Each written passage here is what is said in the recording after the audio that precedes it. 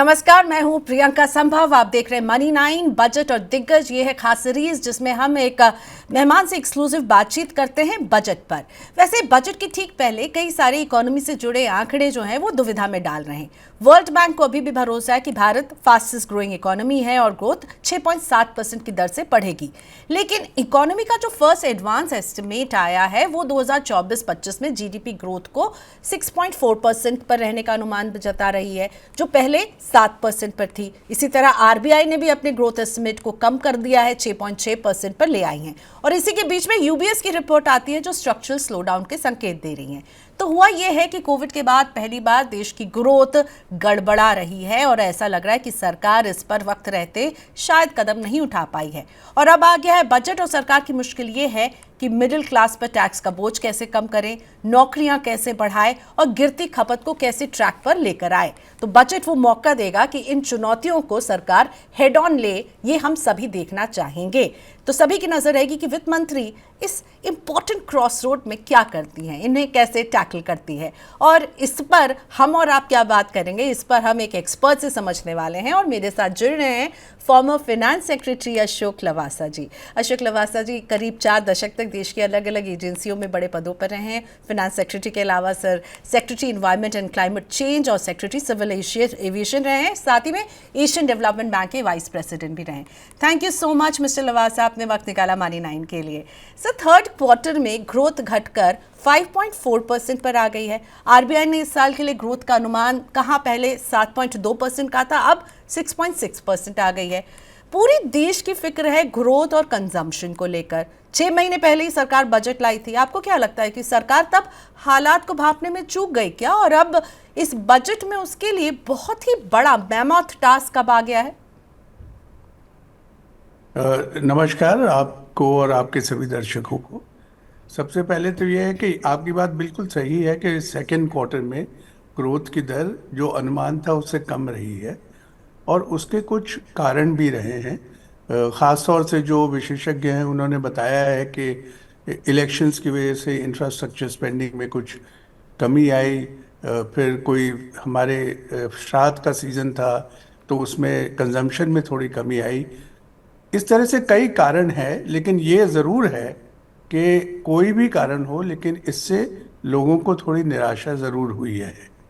और आने वाले जो 2 क्वार्टर्स, एक क्वार्टर तो बीत चुका है, एक और है, इसमें आपने सही कहा कि जो ग्रोथ की दर है जो एस्टिमेटेड है वो 6.4 6.5 के आसपास है, जो शुरुआती अनुमान थे उनसे कम है। तो अब जो बजट आ रहा है, कैन यू हियर मी? जी सर, मैं आपको सुन पा रही हूँ।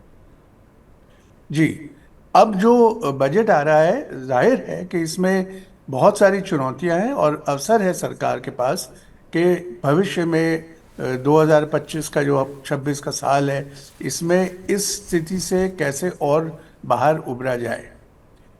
तो एक तरफ तो चुनौतियां हैं, दूसरी तरफ ये भी है कि कुछ पॉजिटिव साइंस ज़रूर हैं कि थर्ड क्वार्टर में और फोर्थ क्वार्टर में ग्रोथ बेहतर होने की उम्मीद है। जो आपने कहा कि पेंडेमिक पिछले सालों के मुकाबले ये ग्रोथ रेट कम है, वो एक चीज़ हमको जहन में रखनी चाहिए कि पेंडेमिक में जो इतना स्लो डाउन हुआ था कि जो बेस लाइन थी वो कम हो गई थी, इसलिए पेंडेमिक के तुरंत बाद 22, 23, 24 में ग्रोथ रेट जाहिर है उस लो बेस लाइन से ऊपर उठा। लेकिन इस वक्त पॉजिटिव साइन मैं समझता हूँ, एक तो ये थी कि हमारा एग्रीकल्चर सेक्टर का ग्रोथ ठीक था, हमारे सर्विसेज सेक्टर का ग्रोथ भी ठीक था। तो मैन्युफैक्चरिंग सेक्टर है जहाँ पर सबसे ज़्यादा निराशा हुई है। उसके कई कारण हैं, जैसे हम आगे चलेंगे हम उसके बारे में बात कर सकते हैं। लेकिन ये ज़रूर है कि सब लोगों को ये उम्मीद है और आशा है कि सरकार इस बजट में इन चुनौतियों का सामना करेगी। और इसके अलावा मुझे लगता है कोई चारा भी नहीं है। जो ग्रोथ को मोमेंटम मिलना चाहिए वो ज़रूरी है। ये बात सही है कि हमारे जो मैक्रो इकोनॉमिक फंडामेंटल्स हैं ये स्ट्रॉन्ग हैं। ये बात भी सही है कि जो दुनिया कि बाकी इकोनॉमीज़ हैं, चाहे वो ब्रिक्स हो या बाकी इकोनॉमीज़ हैं, उसके मुकाबले अभी भी भारत एक अच्छे हेल्दी ग्रोथ रेट से ग्रो हो रहा है। लेकिन क्या ये ग्रोथ रेट हमको विकसित भारत की ओर ले जा सकता है? क्या ये ग्रोथ रेट हमारी 5 ट्रिलियन इकोनॉमी की जो इमीडिएट ड्रीम है इसको पूरा कर सकता है? इसके बारे में ज़रूर कई सवाल हैं। एक लेटेस्ट रिपोर्ट यूबीएस की है लवासा सर, जो बात कर रही है स्ट्रक्चरल स्लोडाउन से गुजर रहा है भारत। तो आपको क्या लग रहा है, ये जो मुश्किलें हम देख रहे हैं, आपने ठीक समझाया, बहुत सारे मल्टीपल फैक्टर्स थे जिसने इस तरफ इस ग्रोथ के जो हम एक फास्ट लेन में चल रहे थे उसे स्लो लेन में ले आए हैं। रुकी नहीं है ग्रोथ, लेकिन स्लो लेन में है। अर्बन कंजम्पशन में दिक्कतें दिख रही हैं, रूरल कंजम्पशन में इन पार्ट्स दिक्कतें दिख रही हैं। और जब structural slow down, which means कि ये एक लॉन्ग टर्म स्लो डाउन हो सकता है, तो आप क्या रीड कर रहे हैं? क्या ये 1-2 तिमाही की ही बात है या मुश्किल जो है वो लंबी खिंच सकती है? देखिए, इसमें दोनों चीज़ें हैं। जिस हद तक हमारी इकॉनमी अपने internal consumption, internal growth factors के ऊपर डिपेंडेंट है, तो हमारे पास बहुत अवसर है, हम उसको सुधार सकते हैं। जहां आपकी dependence global growth, global trade से जुड़ जाती है, वहां पर जो एक्सटर्नल फैक्टर्स हैं वो आपको ज़रूर असर करेंगे। जैसे अभी कल ही चीफ इकोनॉमिक एडवाइज़र जो हैं, उन्होंने ये कहा कि ग्लोबल हेडविंड्स हैं। जैसे ग्लोबल ट्रेड का जो कंट्रीब्यूशन है पूरे ग्लोबल जीडीपी ग्रोथ में, वो कम हो रहा है। इसी तरह जो एक्सपोर्ट की हमारी चुनौतियां हैं, ये भी बढ़ रही हैं। कई कंट्रीज़ में जो स्लो डाउन है, यूरोपियन इकोनॉमी में स्लो डाउन है, इन इकोनॉमीज़ में जो स्लो डाउन है, उससे भी हमारे एक्सपोर्ट पोटेंशियल पे असर पड़ेगा। अब तीसरी चुनौती जो यूएस के प्रेसिडेंट नए आज ही नियुक्त हुए हैं या कल नियुक्त हुए थे, उन्होंने टैरिफ की बात की है। तो अगर टैरिफ बैरियर्स बढ़ते हैं, ख़ास तौर से हिंदुस्तान के लिए, क्योंकि हमारा देश यूएस से ट्रेड सरप्लस में है, तो उन चुनौतियां का भी हमको सामना करना पड़ेगा। तो ये जो फैक्टर्स हैं, इनको मद्देनज़र रखना है।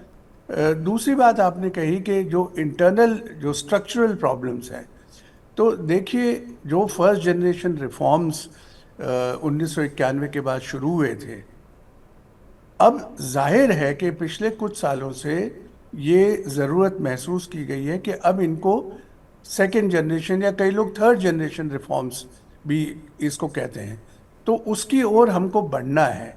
वो क्या क्या रिफॉर्म्स हैं उसके बारे में भी बहुत एक लंबी चर्चा हो सकती है, कई विशेषज्ञों ने अपनी राय भी रखी है। लेकिन ये लाजमी है कि अगर हमको अपनी ग्रोथ रेट एक बहुत हेल्दी लेवल पर ले जानी है या डबल डिजिट में ले जानी है, तो इन रिफॉर्म्स को करना अनिवार्य है। आपके हिसाब से अभी इमीडिएटली अगर मैं आपसे कहूं कि आपको क्या लगता है कि सबसे बड़ा चैलेंज या फिर प्रायोरिटी लिस्ट में सरकार को इस बात को सबसे ऊपर रखना होगा इस बजट में और उसे एड्रेस करना होगा, आपके मुताबिक वो कौन सी बात है? देखिए, पहले तो ये समझना ज़रूरी है कि लोगों को बजट से बहुत ज़्यादा अपेक्षाएं होती है, लेकिन बजट दरअसल है क्या? बजट एक साल का लेखा जोखा है जो वित्त मंत्री पार्लियामेंट के सामने रखती हैं कि पिछले साल हमारी ये परफॉर्मेंस रही और आने वाले साल में हमारे ये इनकम और एक्सपेंडिचर होंगे। तो in its essence budget is actually an income and expenditure statement, लेकिन ये इसके अंदर एक डेवलपमेंट डायमेंशन भी जुड़ा हुआ है जो पॉलिसी एक्शन से संबंधित है। और एक और मैं इंटरेस्टिंग बात आपको ये बताना चाहता हूँ, जो कि ज़्यादा लोग इस बात पे फोकस नहीं करते, कि पिछले कुछ सालों से बजट में एक नया अध्याय जुड़ा है जिसे आउटकम बजट कहते हैं। तो जो पिछली एक्शंस, पॉलिसी एक्शंस या बजटरी एलोकेशंस थे, उनका क्या आउटकम निकला, ये भी एक बजट डॉक्यूमेंट में पेश किया जाता है, तो उसको समझना भी बड़ा ज़रूरी है। बाकी रही बात कि आप इमीडिएट प्रायोरिटीज़ क्या हैं, तो किसी भी बजट में दो किस्म की प्रायोरिटीज़ होती हैं, एक शॉर्ट टर्म और एक मीडियम टर्म। क्योंकि बहुत लॉन्ग टर्म प्रोस्पेक्ट्स को बजट सही वो नहीं है इंस्ट्रूमेंट डील करने का। तो शॉर्ट टर्म प्रायोरिटी में, इमीडिएट प्रायोरिटी में देखिए, एक तो सबसे बड़ा ग्रोथ मोमेंटम को कैसे आप मेंटेन करें, और दूसरा है इन्फ्लेशन को आप कैसे कंटेन करें, तीसरा है कि एम्प्लॉयमेंट लेड ग्रोथ आप कैसे बढ़ाएं। तो ये 3 प्रायोरिटीज है, और इन तीनों प्रायोरिटीज को एड्रेस करते वक्त समस्या ये है कि आपको एक बाउंड्री लाइन के अंदर रहना है, और वो बाउंड्री लाइन है फिस्कल डेफिसिट की। तो फिस्कल डेफिसिट, कई लोग कहते हैं कि नहीं नहीं, ये तो इसकी तरफ सरकार को बड़ा उदार एक रवैया अपनाना चाहिए, फिस्कल डेफिसिट थोड़ी बढ़ जाए तो इससे ज़्यादा फर्क नहीं पड़ता। लेकिन मेरा ये मानना है कि फिस्कल डेफिसिट एक अच्छा पैमाना है कि भी किसी भी सरकार की फिस्कल डिसिप्लिन को जज करने का। इसके साथ साथ दूसरे भी पैरामीटर्स हैं, जैसे आप total debt stock versus as a percentage of GDP, ये भी एक अच्छा पैमाना है, और मुझे लगता है कि सरकार इसको भी ध्यान में रखती है। लेकिन इन्फ्लेशन कंटेनमेंट और एम्प्लॉयमेंट जनरेशन या ग्रोथ मोमेंटम, इनमें थोड़ा सा आपस में विरोधाभास होता है कई बार। तो जब आप जीडीपी ग्रोथ को बढ़ाने की कोशिश करते हैं तो इन्फ्लेशन भी थोड़ा थोड़ा बढ़ता है। तो इसलिए सरकार को सूझबूझ से कदम उठाने पड़ते हैं कि किस किस्म का इन्फ्लेशन को ज़्यादा अहमियत दें, क्योंकि जैसा आप जानते हैं कि इन्फ्लेशन के भी कई कंपोनेंट्स होते हैं। तो जो आम नागरिक को असर करता है वो इन्फ्लेशन कंटेन कैसे किया जाए, ये सबसे बड़ी चुनौती है। लवासा सर, टैक्स के फ्रंट पर क्या सरकार राहत दे सकती है? मैं डायरेक्ट टैक्स की बात कर रही हूँ, क्योंकि अब जीएसटी का जो पूरा दायरा है वो तो बजट से बाहर हो गया है। तो मैं डायरेक्ट टैक्स पर आपसे पूछना चाहूँगी। डायरेक्ट टैक्स को सिंप्लीफाई करने की बात की जा रही है, टैक्स स्लैब को जो है वो इंक्रीज करने की बात की जा रही है। अब 2 टैक्स रिजीम हैं, और अगर सरकार चाहती है कि भाई मिडिल क्लास जो है उसके हाथ में पैसे बचें, वो खर्चा करे ताकि कंजम्पशन का पहिया घूमे, तो उसके लिए टैक्स का बोझ कम करना एक इजी रास्ता हमें दिखता है एज अ लेमैन। आपको क्या लगता है, is it possible in this budget? देखिए, हमेशा हर नागरिक ये चाहता है कि मैं कम से कम टैक्स दूं सरकार को, चाहे वो किसी भी वर्ग का हो। तो ये एक्सपेक्ट करना कि टैक्स कम होगा, ये एक बड़ा लेजिटिमेट सा एक्सपेक्टेशन है। लेकिन टैक्स कम करते वक्त 2 चीज़ें ध्यान में रखी जाती है।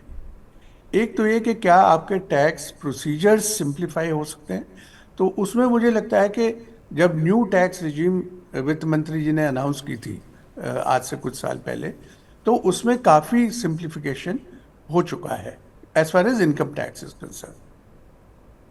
बाकी यह है कि टैक्स स्लैब्स का रैशनलाइजेशन या उनकी रेट का रैशनलाइजेशन होना चाहिए या हो सकता है।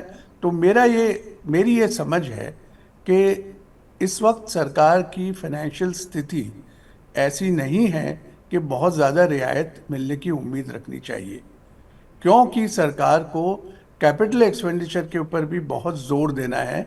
एम्प्लॉयमेंट अगर क्रिएट करनी है तो ऐसा माहौल बनाना पड़ेगा जिससे सरकार की जो इन्वेस्टमेंट होती है, जिसको कैपिटल इन्वेस्टमेंट कहते हैं, उससे प्राइवेट सेक्टर भी आगे आए और उसके अंदर अपनी कंट्रीब्यूशन करे ताकि एम्प्लॉयमेंट बढ़े।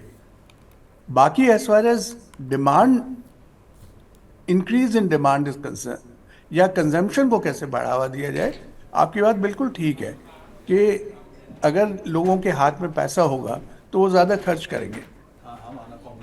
तो उसके लिए टैक्स में रियायत देना एक तरीका है, इन्फ्लेशन कम करना भी दूसरा तरीका है, ताकि लोगों के हाथ में पैसा रहे और उस पैसे की परचेजिंग पावर जो है वो बढ़े। आपने अभी कैपेक्स की बात की, मैं वही पूछना चाह रही थी कि क्या कैपेक्स को और बढ़ाएगी सरकार, क्योंकि इस साल के बजट में जितना पैसा तय किया गया था वो तो खर्च हुआ नहीं है, वहाँ पर काफ़ी एक बैकलॉग बन गया है, और ऐसे में and also at the same time private spending को भी बढ़ावा देना है, क्योंकि वहाँ पर भी हम एक पॉज मूवमेंट देख रहे हैं।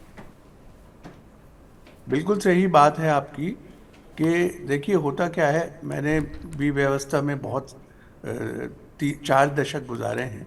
तो सरकार की मंशा होती है, एलोकेशन भी सरकार कर देती है, लेकिन वो पैसा खर्च करने के लिए अपने सरकार के प्रोसीजर्स हैं। पब्लिक एक्सपेंडिचर को आप एक ढंग से यूज़ कर सकते हैं। वो प्रोसीजर्स इतने कई बार इलेबोरेट होते हैं कि गवर्नमेंट डिपार्टमेंट्स उस पैसे का इस्तेमाल नहीं कर पाती with in the given time, and that is why you find under utilization in some of the capital outlays. तो बिल्कुल सही है कि अगर सरकार कैपेक्स बढ़ाती है, जो कि मुझे लगता है बढ़ाएगी, तो साथ साथ जो प्रोसीजर्स हैं पब्लिक प्रोक्योरमेंट के, उनको सिंप्लीफाई करना भी ज़रूरी है, एक बात। लेकिन इससे भी अहम बात ये है, जो मैंने पहले कहा, कि जब तक प्राइवेट इन्वेस्टमेंट को बूस्ट नहीं किया जाएगा, देखिए ऐसा नहीं है कि इंडियन प्राइवेट सेक्टर के पास इन्वेस्टमेंट के लिए पैसा नहीं है, ऐसी ये बात नहीं है। क्योंकि अगर आप देखें तो इंडिया की ओवरसीज इन्वेस्टमेंट बढ़ रही है, बहुत प्रगति कर रही है उसके अंदर। जो हमारा एफडीआई आता है उससे ज़्यादा हमारे प्राइवेट सेक्टर बाहर इन्वेस्टमेंट कर रहे हैं। तो इसका मतलब उनके पास कैपेसिटी टू स्पेंड है, कैपेसिटी टू इन्वेस्ट है। Why are they not able to invest within the country? I think that is a question which we need to resolve. और उसके अंदर इन्वेस्टमेंट क्लाइमेट को ठीक करना और प्रोसीजर्स जो स्टेट लेवल पर या सेंट्रल लेवल पर टैक्सेशन के, बाकी रेगुलेशंस के, उनको सिंप्लीफाई करना, ये बहुत आवश्यक है। उसके बिना वो जो एनिमल स्पिरिट की हम बात करते हैं प्राइवेट सेक्टर में होनी चाहिए, या प्राइवेट सेक्टर सरकार के साथ कंधे से कंधा मिला के आगे बढ़े, वो मुमकिन नहीं है। इसके साथ एक चीज़ और भी मैं कहना चाहूँगा कि देखिए बहुत सारे सेक्टर्स ऐसे हैं जहाँ प्राइवेट सेक्टर अपने आप इन्वेस्ट करेगा अपने हिसाब से, लेकिन बहुत सेक्टर्स ऐसे भी हैं जहाँ प्राइवेट सेक्टर सरकार के साथ मिलकर इन्वेस्ट करता है, जैसे जैसे इंफ्रास्ट्रक्चर सेक्टर है। पब्लिक प्राइवेट पार्टनरशिप का जो मॉडल है, उसको प्रमोट करने की बहुत ज़्यादा आवश्यकता है। सो द राइट जब investment environment is also very important. Sir, मेरा Absolutely.